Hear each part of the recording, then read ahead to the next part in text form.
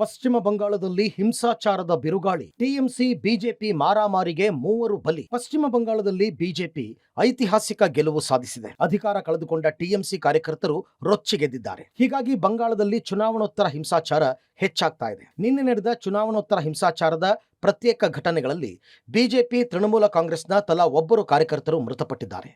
ಒಂದು ಕಾಲದ ದೀದಿ ಕೋಟೆ ಅಕ್ಷರಶಃ ರಣರಂಗವಾಗಿದೆ. ಬಲ್ಲಿಗುಡಿ ಪ್ರದೇಶದಲ್ಲಿ ಬಿಜೆಪಿ ವಿಜಯೋತ್ಸವ ಕಾರ್ಯಕ್ರಮ ಸಾಗುತ್ತಾ ಇದ್ದ ವೇಳೆ ಟಿಎಂಸಿ ಬಿಜೆಪಿ ಕಾರ್ಯಕರ್ತರ ನಡುವೆ ಜಗಳ ಆರಂಭಗೊಂಡಿದ್ದು, ಮೊಂಡಲ್ ಮೇಲೆ ಟಿಎಂಸಿ ಕಾರ್ಯಕರ್ತರು ದಾಳಿ ನಡೆಸಿದರು. ತಕ್ಷಣವೇ ಅವರನ್ನು ಆಸ್ಪತ್ರೆಗೆ ಕರೆದೊಯ್ದರೂ ಮೃತಪಟ್ಟಿದ್ದಾರೆ ಅಂತ ವೈದ್ಯರು ಘೋಷಣೆ ಮಾಡಿದರು. ಘಟನೆ ಬಳಿಕ ಟಿಎಂಸಿ ಕಾರ್ಯಕರ್ತರ ಮನೆಗಳ ಮೇಲೆ ಬಿಜೆಪಿ ಕಾರ್ಯಕರ್ತರು ನುಗ್ಗಿ ದಾಳಿ ನಡೆಸಿ ನಂತರ ರಸ್ತೆ ತಡೆಯನ್ನ ನಡೆಸಿದ್ದಾರೆ. ಟಿಎಂಸಿಗರ ಹಲ್ಲೆಗೆ ಬಿಜೆಪಿ ಕಾರ್ಯಕರ್ತ ಸಾವು. ಇತ್ತ ಬಿಜೆಪಿಗರ ದಾಳಿಗೆ ಟಿಎಂಸಿ ಕಾರ್ಯಕರ್ತ ಬಲಿ. ಪಶ್ಚಿಮ ಬಂಗಾಳದಲ್ಲಿ ಟಿಎಂಸಿ ಬಿಜೆಪಿಗರ ಮಾರಾಮಾರಿ ಇಷ್ಟಕ್ಕೆ ನಿಲ್ಲೋದಿಲ್ಲ. ಟಿಎಂಸಿಗೆ ಸಂಬಂಧಪಟ್ಟ ವ್ಯಕ್ತಿಗಳು ನಡೆಸಿದರು ಎನ್ನಲಾದ ದಾಳಿಯಲ್ಲಿ ಬಿಜೆಪಿ ಕಾರ್ಯಕರ್ತನೊಬ್ಬ ಪ್ರಾಣ ಬಿಟ್ಟಿದ್ದಾನೆ. ನಿನ್ನೆ ರಾತ್ರಿ ನ್ಯೂಟೌನ್ ಪ್ರದೇಶದ ವಿಜಯೋತ್ಸವ ಮೆರವಣಿಗೆ ವೇಳೆ ಟಿಎಂಸಿ ಕಾರ್ಯಕರ್ತರು ಥಳಿಸಿದ್ದು ಬಿಜೆಪಿ ಮಧು ಮಂಡಲ್ ಮೃತಪಟ್ಟಿದ್ದಾನೆ. ಇತ್ತ ವೀರ್ಭೂಮ್ನ ನಾನೂರ್ನಲ್ಲಿ ಟಿಎಂಸಿ ಕಾರ್ಯಕರ್ತ ಅಬೀರ್ ಶೇಖ್ ಮೇಲೆ ಬಿಜೆಪಿ ಕಾರ್ಯಕರ್ತರ ಹಲ್ಲೆಯಿಂದ ಮೃತಪಟ್ಟಿದ್ದಾನೆ ಅಂತ ಪೊಲೀಸರು ತಿಳಿಸಿದ್ದಾರೆ. ಮತ್ತೊಂದು ಕಡೆ ನಾನೂರ್ ಪ್ರದೇಶದಲ್ಲಿ ನಡೆದ ಜಗಳದಲ್ಲಿ ಶೇಖ್ ಎಂಬಾತ ಸ್ಥಳದಲ್ಲೇ ಮೃತಪಟ್ಟಿದ್ದು ಟಿಎಂಸಿಯ ಸ್ಥಳೀಯ ಕಮಿಟಿ ಸದಸ್ಯರಾಗಿದ್ದರು ಎನ್ನಲಾಗಿದೆ. ಈ ಘಟನೆಯಲ್ಲಿ ಮತ್ತೊಬ್ಬರು ಗಾಯಗೊಂಡಿದ್ದು ಆಸ್ಪತ್ರೆಗೆ ಶಿಫ್ಟ್ ಮಾಡಲಾಗಿದೆ. ಇತ್ತ ಪರಿಸ್ಥಿತಿ ನಿಯಂತ್ರಣಕ್ಕೆ ಸ್ಥಳದಲ್ಲಿ ಹೆಚ್ಚಿನ ಪೊಲೀಸರನ್ನ ನಿಯೋಜಿಸಲಾಗಿದೆ. ಇನ್ನು ಕಳೆದ ಮೇ 4ರ ಫಲಿತಾಂಶದ ದಿನವೇ ಕೋಲ್ಕತ್ತಾದ ಬೆಲೆಘಾಟದಲ್ಲಿ ಗಲಭೆ ನಡೆದಿದ್ದು, ಟಿಎಂಸಿ ಕಾರ್ಯಕರ್ತ ವಿಶ್ವಜಿತ್ ಪಟ್ನಾಯಕ್ ಹತ್ಯೆ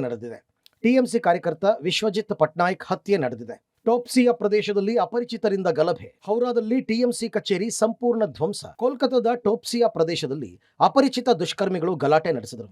ಈ ಬಗ್ಗೆ ಕೋಲ್ಕತ್ತಾ ಪೊಲೀಸರು ಎಕ್ಸ್ನಲ್ಲಿ ಪೋಸ್ಟ್ ಮಾಡಿದ್ದಾರೆ. ಟೋಪ್ಸಿಯಾ ಮತ್ತು ತಿಲ್ಜಾಲಾದ ಕೆಲವು ಭಾಗಗಳಲ್ಲಿ ಕಾನೂನು ಮತ್ತು ಸುವ್ಯವಸ್ಥೆ ಸಮಸ್ಯೆ ಉದ್ಭವಿಸಿದೆ. ಈ ವೇಳೆಯನ್ನೇ ಎನ್ಕ್ಯಾಶ್ ಮಾಡಿಕೊಂಡ ಕೆಲ ದುಷ್ಕರ್ಮಿಗಳು ಸಾರ್ವಜನಿಕ ಆಸ್ತಿ ಇತ್ಯಾದಿಗಳನ್ನು ಧ್ವಂಸಗೊಳಿಸಿದ್ದಾರೆ. ಆದರೆ ಪೊಲೀಸರು ಪರಿಸ್ಥಿತಿ ನಿಯಂತ್ರಣಕ್ಕೆ ತಂದಿದ್ದಾರೆ ಅಂತ ಮಾಹಿತಿಯಲ್ಲಿ ಉಲ್ಲೇಖಿಸಿದ್ದಾರೆ. ಹೌರಾದ ಡಮುರ್ಜಲಾ ಪ್ರದೇಶದಲ್ಲಿರುವ ಟಿಎಂಸಿ ಕಚೇರಿಯನ್ನು ಧ್ವಂಸಗೊಳಿಸಲಾಗಿದೆ. ಕಚೇರಿಯಲ್ಲಿ ಮುರಿದ ಕಿಟಕಿಗಳು, ಹರಿದ ಪೋಸ್ಟರ್ಗಳು ಮತ್ತು ಚದುರಿದ ಪೀಠೋಪಕರಣಗಳು ಗಲಾಟೆಗೆ ಕೈಗನ್ನಡಿ ಎನ್ನುವಂತಿದೆ. ಇನ್ನೊಂದೆಡೆ ಟಿಎಂಸಿ ಧ್ವಜವನ್ನು ರಸ್ತೆಗೆ ಎಸೆಯಲಾಗಿದ್ದು, ಇದರಿಂದ ಪರಿಸ್ಥಿತಿ ಇನ್ನಷ್ಟು ಉದ್ವಿಗ್ನಗೊಂಡಿದೆ. ಈ ನಡುವೆ ಹಲವು ಪ್ರದೇಶಗಳಲ್ಲಿ ಕಚ್ಚಾ ಬಾಂಬ್ಗಳು ಪತ್ತೆಯಾಗಿದ್ದು ಆತಂಕ ಹುಟ್ಟಿಸಿವೆ. ಕಟ್ಟುನಿಟ್ಟಿನ ಕ್ರಮಕ್ಕೆ ಚುನಾವಣಾ ಆಯೋಗ ಸೂಚನೆ. ರಾಜ್ಯದಲ್ಲಿ ಗಲಭೆ ಹೆಚ್ಚಿದ ಬೆನ್ನಲ್ಲೇ ಕೇಂದ್ರ ಚುನಾವಣಾ ಆಯೋಗ ಪಶ್ಚಿಮ ಬಂಗಾಳದ ಮುಖ್ಯ ಕಾರ್ಯದರ್ಶಿ, ಪೊಲೀಸ್ ಮಹಾನಿರ್ದೇಶಕರು ಮತ್ತು ಕೇಂದ್ರ ಸಶಸ್ತ್ರ ಪೊಲೀಸ್ ಪಡೆಗಳಿಗೆ ಕಠಿಣ ನಿರ್ದೇಶನ ನೀಡಿದ್ದಾರೆ. ರಾಜ್ಯದಲ್ಲಿ ಚುನಾವಣೆಯ ನಂತರದ ಹಿಂಸಾಚಾರಕ್ಕೆ ಬ್ರೇಕ್ ಹಾಕುವಂತೆ ಸೂಚನೆ ನೀಡಿದೆ. ಮೇ 9ಕ್ಕೆ ಪಶ್ಚಿಮ ಬಂಗಾಳದಲ್ಲಿ ಪಟ್ಟಾಭಿಷೇಕ. ಇಂದಿನ ಶಾಸಕಾಂಗ ಪಕ್ಷದ ಸಭೆ ಮುಂದೂಡಿಕೆ. ಪಶ್ಚಿಮ ಬಂಗಾಳದಲ್ಲಿ ನಡೆಯುತ್ತಿರುವ ಘರ್ಷಣೆಗಳ ನಡುವೆ ಸರ್ಕಾರ ರಚನೆ ಕಸರತ್ತು ಜೋರಾಗಿದೆ. ಈ ನಿಟ್ಟಿನಲ್ಲಿ ಪ್ರಕ್ರಿಯೆಗಳು ಆರಂಭಗೊಂಡಿವೆ. ಕೇಂದ್ರ ಗೃಹ ಸಚಿವ ಅಮಿತ್ ಶಾ ವೀಕ್ಷಕರಾಗಿ ನೇಮಕವಾಗಿದ್ದಾರೆ. ಇಂದು ಶಾಸಕಾಂಗ ಪಕ್ಷದ ಸಭೆ ನಡೆಸಿ ಮುಖ್ಯಮಂತ್ರಿ ಆಯ್ಕೆಯಾಗಬೇಕಿತ್ತು. ಆದರೆ ಸಭೆಯನ್ನ ಮುಂದೂಡಲಾಗಿದೆ. ಮೇ 8ರಂದು ಸಭೆ ನಡೆಯಲಿದ್ದು, ಅಂದೇ ಮುಖ್ಯಮಂತ್ರಿಯ ಹೆಸರನ್ನ ಘೋಷಿಸುವ ಸಾಧ್ಯತೆ ಇದೆ. ಮರುದಿನ ಪ್ರಮಾಣ ವಚನ ಕಾರ್ಯಕ್ರಮ ನಡೆಸಲು ತೀರ್ಮಾನಿಸಿದೆ.